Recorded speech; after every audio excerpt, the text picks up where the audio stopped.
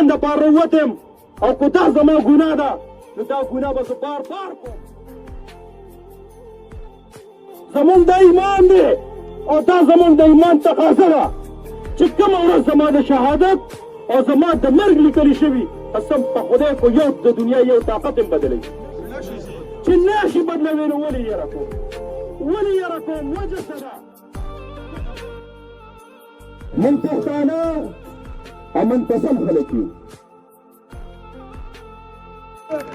چې لعنت په تا ځکه شه چې ستا بچی شهید شوی دی پرون ستا د بیړ کس شهید شوی دی زمونږ عام شهري شهیدان شوي دي او نن ته رالګې او په هغه باندې اف آی آر کې او اف آی آر سیل کوي وخت له پکار راشي. ډېر د افسوس خبره ده ډېر د شرم خبره ده عزتمندو که تاسې اف آی آر کېږي مونږ ټول تیار یو که نه تیار ور یو خبر د کوم عزتمندو نه مونږ د دې څه قسمه اف آی آر نه یېرېږو او نه د دې څه قسمه خبرو مونږ پروا ساتو کوو به که نه به کوو لاس اوچت کړه ټول د عزتمندو دواړه لاس اوچت کړې